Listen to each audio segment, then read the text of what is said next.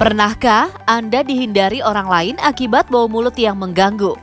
Bau mulut bukan penyakit yang membahayakan, namun Anda patut waspada sebab bau mulut bisa menjadi indikator suatu penyakit. Bagaimana cara mengatasinya? Berikut cara mengatasi bau mulut selain dengan menyikat gigi. Dokter Gigi Tia Lovita akan memaparkan secara gamblang bagaimana cara menghilangkan bau mulut di segmen Hidup Sehat Plus berikut ini. Meskipun bau mulut bukan menjadi gangguan medis yang serius, namun bau mulut seringkali dapat membuat seseorang menjadi tidak nyaman. Lantas, apa ya penyebab munculnya bau tak sedap dari mulut? Jadi faktor penyebab bau mulut itu ada bermacam-macam ya. Faktor penyebabnya itu yang pertama adalah faktor lokal atau dari kebersihan rongga mulutnya itu sendiri. Faktor lokal yang dimaksud itu apabila timbunan-timbunan kotoran yang ada dalam rongga gigi itu tidak dibersihkan atau tidak dijangkau dengan sikat gigi itu mengakibatkan bau mulut. Lalu yang kedua itu adanya gigi yang berlubang atau kelainan pada rongga mulutnya sehingga menyebabkan bau yang tidak sedap dari dalam mulut. Lalu yang selanjutnya ada faktor umum. Faktor umum itu contohnya dia merupakan indikator dari gangguan kesehatan. Adanya gangguan kesehatan itu contohnya ada pada penderita yang sakit kanker atau sakit diabetes atau dia memiliki sakit ginjal, itu dia juga rentan terhadap bau mulut. Yang selanjutnya adalah lifestyle atau gaya hidup. Jadi lifestyle atau gaya hidup ini biasanya pada orang-orang dewasa ya, dia merupakan perokok aktif atau dia konsumsi alkohol yang mengganggu pH di rongga mulut dan lain-lain. Bukan hanya menjadi penyebab menurunnya rasa percaya diri saat sedang berbicara, namun bau mulut juga menjadi indikator adanya gangguan kesehatan pada mulut. Benarkah? Bau mulut juga mengindikasi adanya kelainan pada rongga mulut kita. Contohnya adalah adanya gigi yang berlubang, lidah yang tidak pernah dibersihkan, lalu adanya penyakit pada kelenjar liurnya, yaitu kelenjar liurnya menurun atau kita biasa sebut dengan serostomia, atau adanya sisa akar gigi yang tidak kunjung diberi perawatan atau tidak dicabut sehingga menghasilkan bau mulut. Bau mulut merupakan salah satu masalah yang dikeluhkan saat datang ke dokter gigi. Dikarenakan bau yang tak sedap dapat membuat orang di sekitar menjadi terganggu. Siapa saja ya yang dapat mengalami bau mulut? Siapapun bisa mengalami bau mulut karena bau mulut tidak memandang dari gender atau jenis kelamin, dari usia ataupun dari ras. Jadi dari mulai bayi sampai dengan dewasa semua bisa mengalami bau mulut.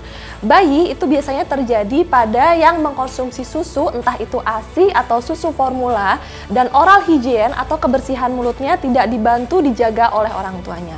Kalau pada orang dewasa itu biasanya pada yang perokok aktif atau memiliki kebiasaan buruk makan makanan yang tidak sehat untuk gigi atau yang berbau tajam. Lalu pada orang-orang tua atau sudah lanjut usia itu biasanya dengan penyakit komorbid.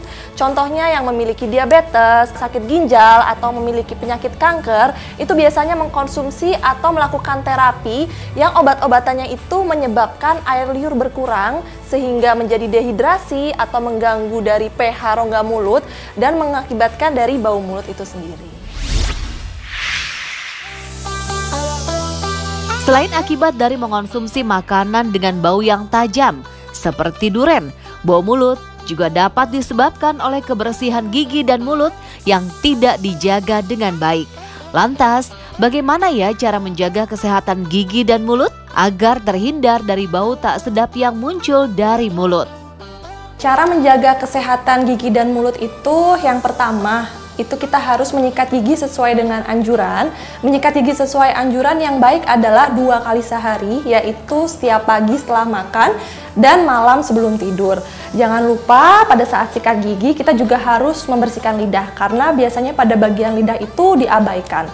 Juga untuk melengkapinya kita bisa melakukan flossing dengan menggunakan benang gigi. Itu jauh lebih baik sehingga tidak ada timbunan makanan. Lalu untuk menjaga kesehatan gigi yang lain, kita juga bisa konsumsi makan makanan yang sehat untuk gigi dan menghindari makan makanan yang manis. Makanan yang sehat untuk gigi itu contohnya ada susu, ada sayuran, ada buah-buahan, dan menghindari makan makanan yang manis dan berbau tajam. Berbau tajam itu contohnya buah durian, atau pete, atau bawang putih. Itu sangat mengganggu rongga mulut sehingga mengakibatkan bau mulut yang berlebihan atau tajam. Dan yang selanjutnya kita juga harus konsultasi ke dokter gigi itu minimal 6 bulan sekali ya. Jadi setahun itu minimal 2 kali, yaitu 6 bulan sekali. Dan kalau misalnya ada penyakit pada rongga mulut itu jangan dibiarkan. Contohnya bila ada celah pada gigi harus rajin di flossing. Bila ada karang gigi yang sudah menumpuk atau mengeras, itu kita juga harus melakukan treatment ke dokter gigi, yaitu dengan scaling atau membersihkan karang giginya. Lalu kalau ada yang berlubang juga harus ditambal.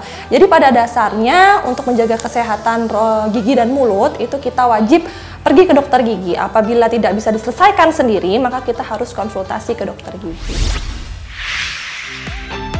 Menyikat gigi dan juga rutin melakukan pemeriksaan gigi ke dokter tentu harus dilakukan agar kesehatan gigi dan mulut dapat terjaga. Adakah cara yang dapat dilakukan untuk mengusir bau mulut selain dengan menyikat gigi? Menghilangkan dari bau mulut itu sendiri ya. Jadi bau mulut itu dia pertama harus kita usahakan selesaikan sendiri dengan cara menyikat gigi, dilengkapi dengan menyikat lidahnya, lalu menggunakan mouthwash atau obat kumur, lalu setelah itu kita melakukan flossing atau membenang gigi untuk membersihkan celah-celahnya. Tapi apabila ternyata setelah melakukan kegiatan tersebut bau mulut tidak hilang, maka kita wajib konsultasi ke dokter gigi. Datang ke klinik, nanti akan diberikan treatment yang baik sehingga kita tahu apa penyebabnya dari bau mulut tersebut. Jadi kalau tadi penyebabnya dari gigi berlubang atau dari sisa gigi yang perlu dicabut, maka akan dilakukan treatment, lalu kita evaluasi sehingga bau mulutnya juga hilang.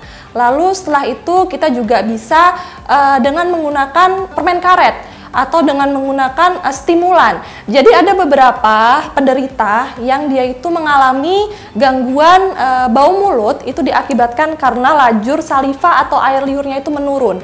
Biasanya itu karena orang tua ya, orang-orang yang sudah lanjut usia. Atau orang dewasa juga banyak dengan kebiasaan buruk yang terus-menerus dilakukan. Contohnya merokok, itu mengganggu dari kelenjar air liurnya. Sehingga diperlukan konsumsi stimulan yaitu berupa permen karet. Jadi permen karet itu nanti akan memproduksi lebih banyak air liur. Juga konsumsi air putih juga diperbanyak untuk menghindari dehidrasi. Lalu konsumsi vitamin dan makan makanan yang baik untuk gigi dan mulut.